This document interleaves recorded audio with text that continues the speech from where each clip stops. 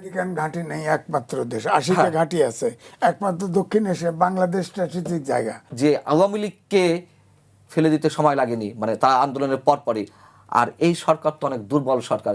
এইগুলো যদি তারেক রহমান অ্যাড্রেস না করেন, খেসাও তাকে দিতে হবে, পুরো জাতিকে দিতে হবে। সরকারের সমালোচনা করি, এখন মানুষ মনে করে এরা সব সরকারের বিরোধিতা করে। কেন করি? সাংবাদিকের কাজই তো এটা, সরকারকে বিভিন্ন কাজে প্রশ্নবিদ্ধ করা, যেই কাজগুলো মানে হয়তো জনস্বার্থে আসছে না, এবং সরকার সেখান থেকে ভুল ত্রুটি ধরিয়ে নেবে। সাংবাদিকের কাজ তো পিআর করা নয়। এবং অনেকে বলেন যে সরকার তো ভালো কাজ করে, হ্যাঁ অবশ্যই করে, তো সেই কথাগুলো বলেন না কেন? সেই কথা বলার জন্য তো মানুষ বসে থাকবে না, আপনি এখানে আমাদেরকে ডাকবেন না। তখন ভালো কাজ করার জন্যই তো সরকারকে নিয়ে আসা হয়েছে। নম্বর হচ্ছে, আপনাকে স্বীকার করে নিতে হবে জ্বালানির সংকট রয়েছে কিনা। বলুন, যুদ্ধের কারণে আমরা আনতে পারছি না, নানানভাবে ক্ষতিগ্রস্ত হচ্ছি। যদি বলেন যে তেলের মজুদ রয়েছে, তা তেলের মজুদ রয়েছে, তাহলে মজুদদারি চলছে, আবার এই জন্য তেলের সংকট চলছে, তাই তো? তাহলে তেলের মজুদ রয়েছে সরকারের কাছে, তার একের পর এক বিদ্যুৎ কেন্দ্রগুলো শাটডাউন হচ্ছে কেন? ওখানে তো আর লাইন দিয়ে টানাটানি হচ্ছে না, হ্যাঁ, বা ওখান থেকে কেউ তেল সরিয়ে নিচ্ছে না। 3, এর মধ্যে কয়েকটি রেন্টাল কুইক পাওয়ার প্লান্ট এগুলো বসে গেছে, যেগুলো ফার্নেস অয়েল দিয়ে চলে। সেখানে আবার বলছে যে সরকার ওই বিদ্যুৎ কেন্দ্রগুলোর মালিকের কাছে 14,000 কোটি টাকা পায়, এর জন্য তারা দেনা শোধ করেনি, ফার্নেস অয়েল আনা যাচ্ছে না, বিদ্যুৎ কেন্দ্রগুলো বসে যাচ্ছে। ভালো কথা, তাই সেটাও বলুন যে কেন শাটডাউন হচ্ছে, তাহলে তাদেরকে ধরুন যারা টাকা দিচ্ছে না। চতুর্থত হচ্ছে, এই যে বললাম যে 27,000 লিটার জেট ফুয়েল উধাও হয়ে গেছে, তাহলে এটি কারসাজি। তাহলে এই কারসাজিগুলো কারা করছে, কেন তাদেরকে ধরা হচ্ছে না? এইগুলো তো আপনি আমাদের প্রাইভেটের জন্য, বাইকের জন্য আমরা মজুত করে রাখছি, যে পরবর্তীতে চালানো হবে, মানে আমরা তেল পাচ্ছি না, পরবর্তীতে ব্যবহার করা হবে, তা তো নয়। তাহলে এর পেছনে নিশ্চয়ই বড় ধরনের ষড়যন্ত্র রয়েছে। সেই ষড়যন্ত্র কারা করছে? এই ষড়যন্ত্রের পেছনে বহিঃশক্তি রয়েছে কিনা? সেই ষড়যন্ত্রের পেছনে ডক্টর ইউনূসের মতন পশ্চিমা দালালরা কাজ করছে কিনা খোলাসা করুন, নাহলে সরকার বিপদে পড়বে বলছি। এবং এটি বাস্তবতা, মানুষ কিন্তু ফুঁসে উঠছে। সরকার এগুলোকে আমলে নিচ্ছে না, যেহেতু কেবলমাত্র 2 মাস হয়েছে, এর মধ্যে আর কি করবে?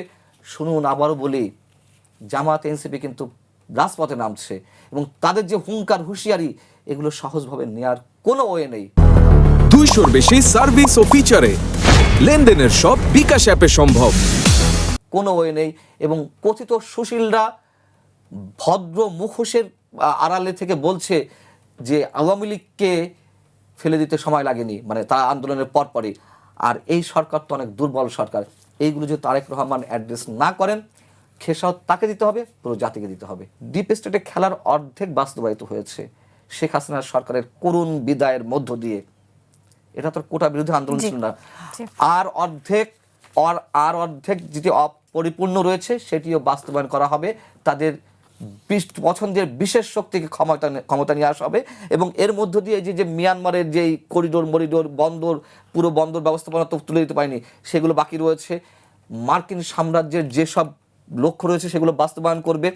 এবং সকাল বিকাল, এই কথাটা শুনতে খারাপ লাগতে পারে, আমি উচ্চারণ করছি, সকাল বিকাল আমার দেশ রেপ হবে, আমার দেশকে রেপ করা হবে। আমেরিকান ঘাঁটি নেই একমাত্র দেশ, 80টা ঘাঁটি আছে একমাত্র দক্ষিণ এশিয়া, বাংলাদেশ স্ট্র্যাটেজিক জায়গা, এখানে ঘাঁটি বসতে পারে। কারণ এখন যে দেশের অবস্থা, যদি দেশে সত্যি ডিপ স্টেট ওয়ার্ক করে থাকে, যা কিছু ঘটতে হবে, তাদের এবারে ফেল করবে না, অ্যাচিভ করবে। হয়তো থাকবেন ওই স্নাইপার তো খুব সহজ কথা, গুলি করে মারিয়ে দিল, হেলিকপ্টার নিয়ে চলে গেল। এটা না করে দেখা যাবে যে মাস কিলিংয়ের মতো হতে পারে। আপনার 25শে আগস্ট দেখেন নাই, স্বাধীনতা যুদ্ধের আগে প্রথম পুলিশ রাজারবাগ থেকে শুরু করে বিটিআর থেকে শুরু করে ঢাকা ইউনিভার্সিটিতে শত শত লোক মেরে ফেলছে না? এরকম হয়ে যেতে পারে, আপনি আমি মারা যেতে পারি। 25শে মার্চ আপনি আমি মারা যেতে পারি, যারা প্রতিবাদ করবে তারাই মারা যাবে, এরকম হইতে পারে। তো পরিস্থিতি কি, এটা তো বুঝতে পারছি না। আগে ধরেন আমরা সাংবাদিকতা করতাম, প্রত্যেকটা ঘটনায় কিন্তু সরকারের পক্ষ থেকে একটা প্রেস নোট রাখতো, প্রকৃত ঘটনাটা সরকারের পক্ষ থেকে বলা হতো, তখন এটা পত্রিকায় ছাপা হতো, টেলিভিশনে দেখানো হতো, এরপরে কনফিউশনটা তৈরি হতো না।